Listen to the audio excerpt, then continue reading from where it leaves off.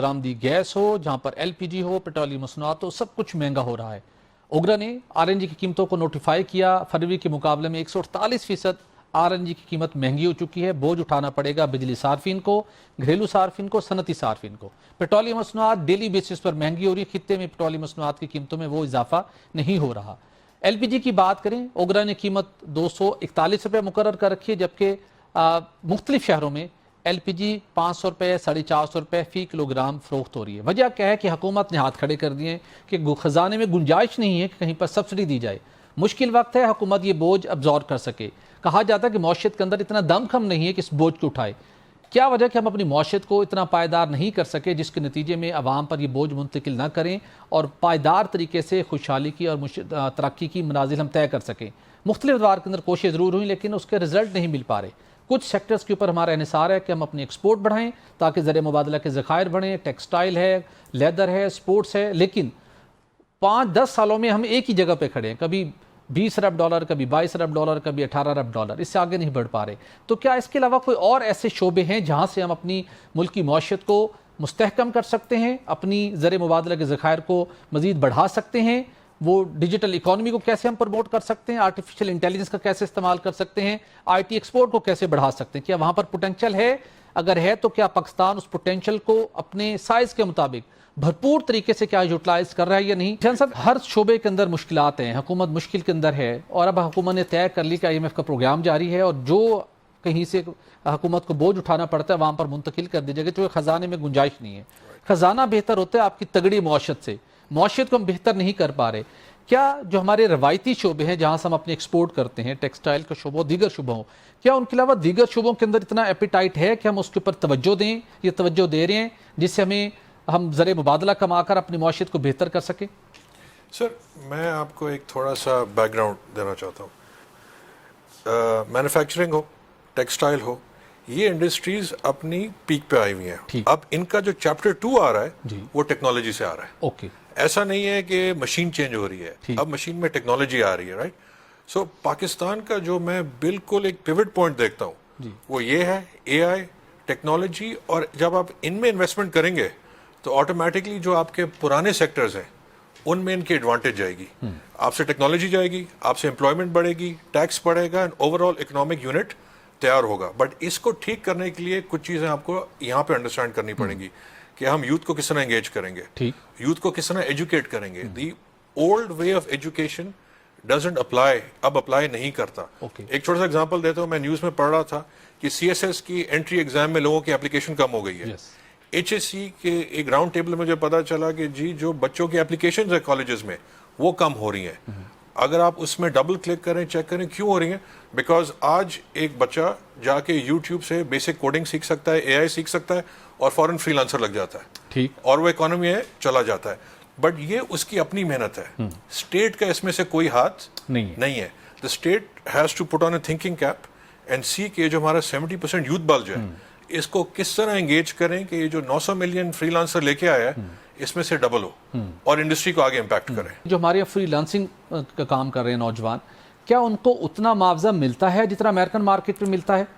سر, یہ میرا سب سے بڑا جنگ ہے اس بات پہ کہ پاکستان کو اپنی آؤٹ لک چینج کرنی ہے. اگر میں بہت بیسک بات کروں, پاکستان کو لوگ دیکھتے تھے as a cheap labour source, کہ یہاں سے ایک چیپ لیبر جاتی ہے, اس امیج کو اب ختم کرنا ہے. پاکستان از اے اسکلڈ لیبر سورس. ایسا کیوں ہے کہ ویسٹرن جو فری لانسر ہے اس کا پے اسکیل اور ہمارے پے اسکیل میں 50-60% کا فرق ہے. آؤٹ پٹ تو سیم ہے. So how do you change that out لک؟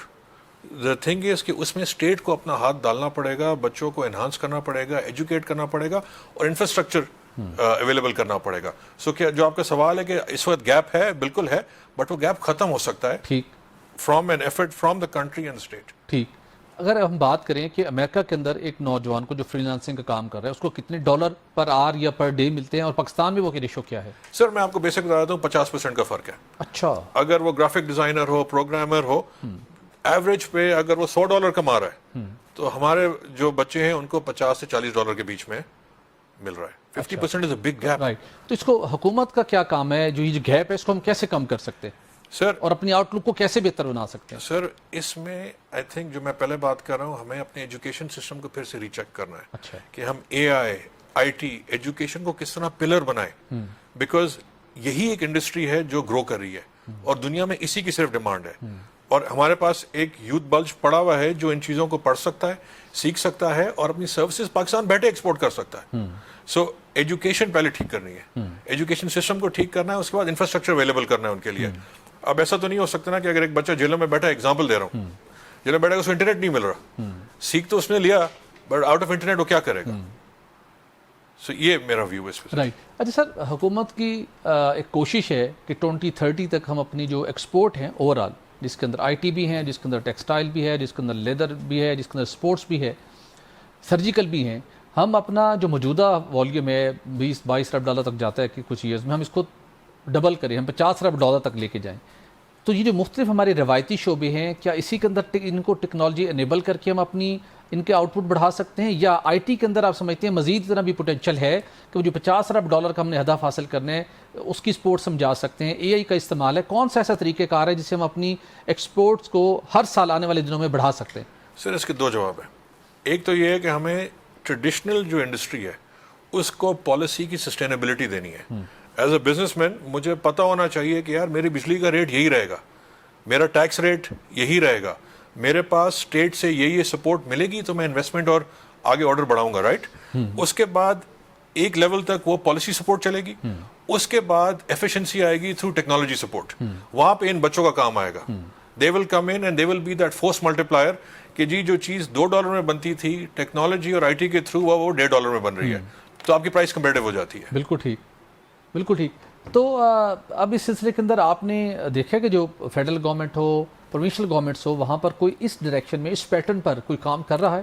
سر بہت کام ہو رہا ہے. فار ایگزامپل اگر میں ایک نام لوں اسکائی 47 کا, اوکے, ابھی جو ہم لوگوں نے ڈیٹا سینٹر لانچ کیے ہیں گورنمنٹ نے, رائٹ. سو انفراسٹرکچر گورنمنٹ اویلیبل کر رہی ہے, پالیسی اویلیبل کر رہی ہے. آئی ٹی میں جو آپ نے اب دیکھا ہے کہ ہم نے 900 ملین سے فری لانسر نے کما کے دیا ہے, آئی ٹی ایکسپورٹ بڑھ رہے ہیں. یہ سب اس لیے ہو رہا ہے بیکاز ایک ڈیڈیکیٹڈ ایفرٹ چل رہا ہے. پاکستان میں پہلی بار اے آئی کانفرنس ہوا ہے, جو چیزیں ہم نے کبھی سوچی بھی نہیں تھی. آپ نے سارے انٹرنیشنل لوکل پلیئرز کو ایک جگہ پہ جمع کر کے ایونیو فار بزنس کھڑا کیا. وہ ان لوگوں سے, ہمارے چھوٹے اسٹارٹ اپس کو ان لوگوں کو ایکسیس دے دیا جو ویسے ان کو ملنے نہیں والا تھا, اور وہیں سے بزنس ہوگا. رائٹ. ابھی سر جو اسکائی ڈیٹا سینٹر کا افتتاح کیا گیا جہاں پر پرائم منسٹر پاکستان موجود تھے, فیلڈ مارشل سید اعظم منیر خود آئے, غالباً پاکستان کا یہ پہلا ڈیٹا سینٹر ہے, ایم آر آئی؟ سر یہ پاکستان کا پہلا ٹیئر 3 لیول کا ڈیٹا سینٹر ہے, ایک سرٹیفکیشن ہوتی ہے. بالکل ٹھیک ہے. اس کی ذرا ہمارے ناظرین کو سمجھا سکے اس ڈیٹا سینٹر کی کتنی امپورٹنس ہے اور اس کا کیا امپیکٹ ہوگا آنے والے دنوں میں ہماری اس مارکیٹ کے لیے اور بالخصوص ہمارے معیشت کو بہتر کرنے میں؟ سر میں آپ کو ایک انکنوینشنل ایگزامپل دیتا ہوں. ابھی جب یہ ایران والی جنگ ہو رہی تھی تو ڈیٹا سینٹرز پہ مثال چلائے گئے تھے.